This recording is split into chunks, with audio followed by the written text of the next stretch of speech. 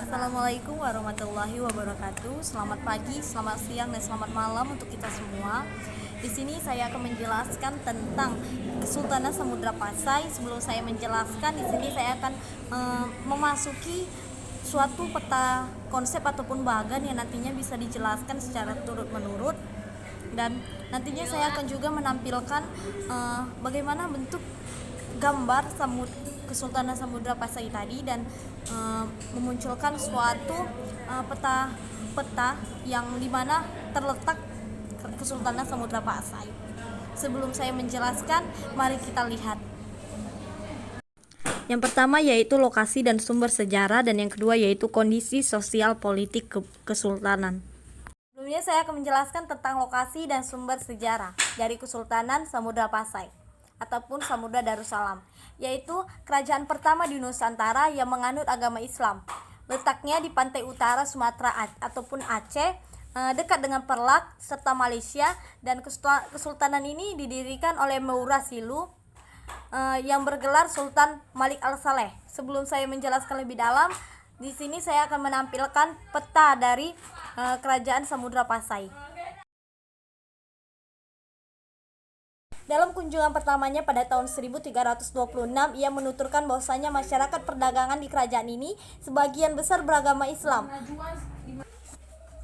Saat ia singgah kembali pada tahun 1345 pada masa kekuasaan Al-Zahir, ia menyebutkan bahwasanya kerajaan ini adalah sebuah pelabuhan yang ramai dan banyak singgah kapal-kapal dagang dari Tiongkok, India serta Nusantara lainnya. Bisa dijelaskan bahwasanya kesultanan ini adalah sebuah negeri yang hijau dengan kota pelabuhan yang besar dan indah.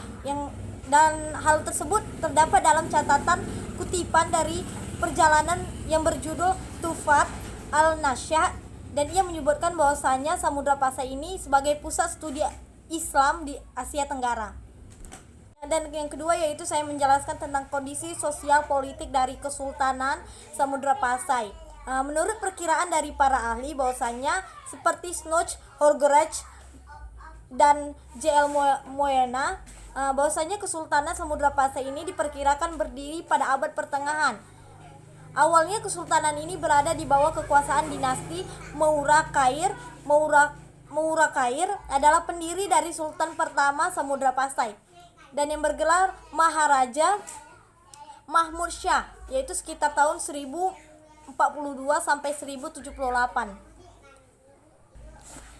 Penggantinya adalah Maharaja Mansur Shah yang berkuasa dari tahun 1078 sampai 1133. Dan sultan terakhir yaitu Tengku Samudra ataupun Mazimuddin Al-Kamil. Kesultanan ini sebenarnya berasal dari Mesir yang ditugaskan sebagai laksamana untuk merebut pelabuhan di Gujarat.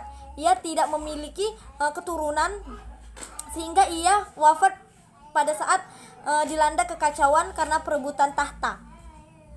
Dan menurut hikayat Raja Pasai dan hikayat raja-raja Melayu, bahwasanya penguasa Samudra Pasai ini adalah keturunan dari dinasti Maurasilu dengan Sultan pertama Malik Al-Saleh, yaitu memerintah pada tahun 1267 sampai 1292.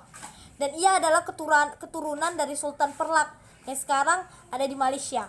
Dan pada masa pemerintahannya, sistem pemerintahan kerajaan ini juga berada pada angkatan perang laut serta darat untuk terstruktur rapi dari kesultanan makmur, dan terutama setelah pelabuhan Pasai dibuka. Apalagi posisinya sangat strategi berdekatan dengan Selat Malaka. Kemudian Al-Saleh digantikan oleh Muhammad Malik Az-Zahir, yaitu yang bertahta pada tahun 1292 sampai 1326. Selama pemerintahannya bahwasanya Samudra Pasai ini telah memiliki hubungan dagang dengan Tiongkok ataupun Gujarat, Benggala dengan komoditas utamanya yaitu perdagangan lada, kapur barus, dan emas untuk kepentingan perdagangan.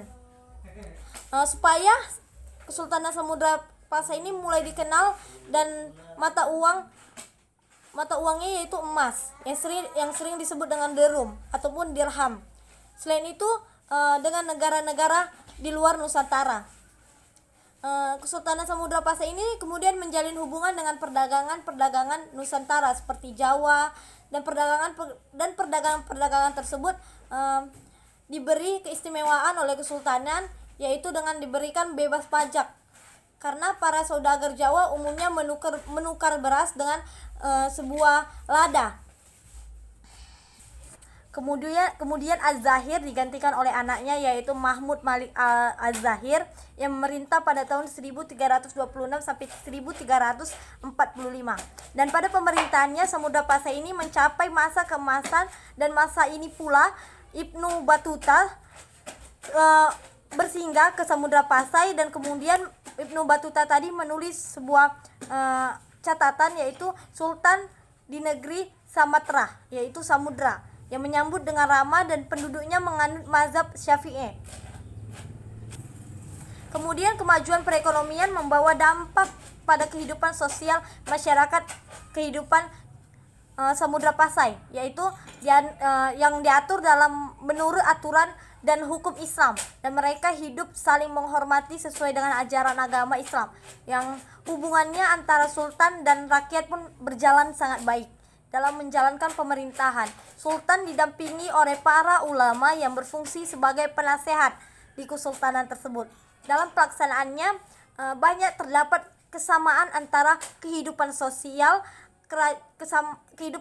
dari kerajaan Samudra Pasai tadi dan kehidupan sosial masyarakat di Mesir ataupun Arab.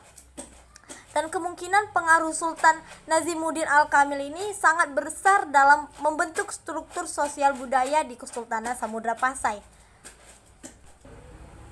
Di bawah pemerintahan Ahmad Malik Az-Zahir ataupun putra Mahmud Malik Az-Zahir, persisnya pada tahun 1345 sampai 1350, datangnya serangan dari Majapahit, yaitu dari hikayat raja-raja yang mengisahkan bahwasanya setelah perang 3 hari 3 malam, kerajaan Samudra Pasai kalah dan rakyat Samudra Pasai tercerai-berai. Kemudian Raja Pasai sendiri meninggalkan kota, yang konon ke suatu tempat diperkirakan 15 hari sampai perjalanan dari Samudra Pasai. Sementara itu, bahwasanya setelah mendapatkan banyak rampasan ataupun tawanan dari perang, Majapahit kembali ke Jawa, dan pada Kesultanan Samudra Pasai bangkit kembali di bawah Zain Al-Abidin Malik Az-Zahir pada tahun 1383 dan bertahta hingga pada tahun 1405. Dan terjadi beberapa pemberontakan internal di kerajaan Samudra Pasai ataupun kesultanan yang mengakibatkan perang kembali di perang saudara di kerajaan Samudra Pasai tadi. Dan selanjutnya Sultan Pasai meminta bantuan ke Malaka untuk meredam suatu pergolakan perang tadi.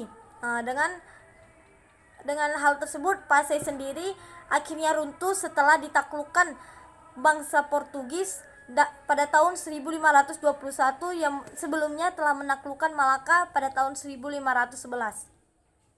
Dan pada tahun 1524 wilayah Pasai menjadi bagian dari Kesultanan Aceh. Itu saja yang bisa saya paparkan dan saya jelaskan. Apabila ada kesalahan dalam berkata ataupun sumber yang saya sampaikan, saya memohon maaf.